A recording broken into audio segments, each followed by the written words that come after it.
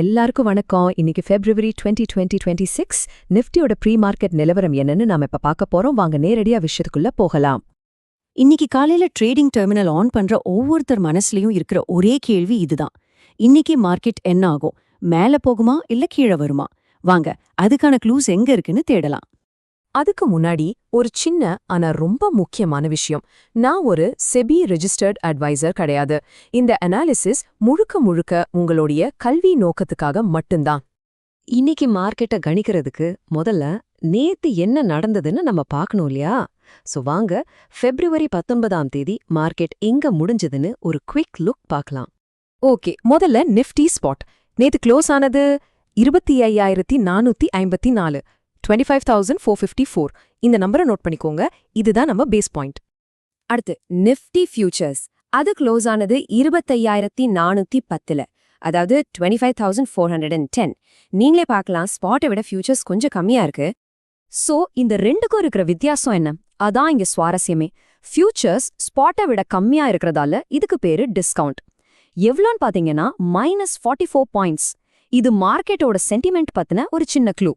சரி, நேத்து closing data இப்போ நம்ம கையில இருக்கு. இத வச்சு இன்னைக்கு, அதாவது February 20th, நாம கண்ணும் கருத்துமா கவனிக்க வேண்டிய லெவல்ஸ் என்னன்னு பாத்திரலாமா? சரி, இன்னைக்கான மேஜிக் நம்பர்ஸ் என்ன? முதல்ல ரெசிஸ்டன்ஸ், அதாவது மார்க்கெட் மேல போகும்போது எங்க தட்டி தடுக்கும்னு பார்த்தா அது 25,615. ஒருவேளை கீழே வந்தா எங்க சப்போர்ட் எடுக்கும்?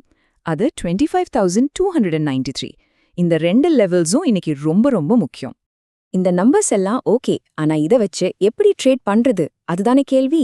வாங்க இதுல இருந்து ஒரு சிம்பிளான ட்ரேடிங் ஐடியாவை எப்படி உருவாக்கலாம்னு பார்ப்போம்.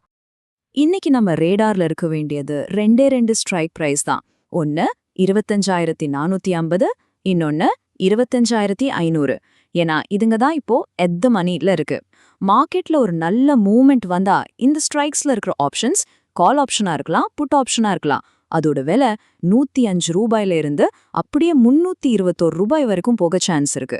இதுல பெஸ்ட் பார்ட் என்னன்னா, நம்ம ஸ்டாப் லாஸ் வெறும் 22 பாயிண்ட்ஸ் தான். ரிஸ்க் கம்மி, ரிவார்டு அதிகம். ஓகே, இப்போ எல்லாத்தையும் ஒரு தடவை வேகமா ரீகேப் பண்ணிடலாம். இன்னைக்கு நாம மனசுல வச்சுக்க வேண்டிய முக்கியமான விஷயங்கள் என்னன்னு பாப்போம். சோ ஞாபகம் வச்சுக்கோங்க, மேல போனா 25,615, கீழே வந்தா 25,293. நம்ம வாட்ச் பண்ண வேண்டிய ஸ்ட்ரைக்ஸ் 25,450 மற்றும் 25,500. இந்த தகவல் உங்களுக்கு உபயோகமா இருந்திருக்கும் நம்புறேன். அப்படி நினைச்சீங்கன்னா மறக்காம ஒரு லைக் போட்டுட்டு உங்க ட்ரேடிங் நண்பர்களுக்கும் ஷேர் பண்ணுங்க. நாளைக்கு இதே மாதிரி இன்னொரு அனாலிசிஸ்ல சந்திக்கலாம்.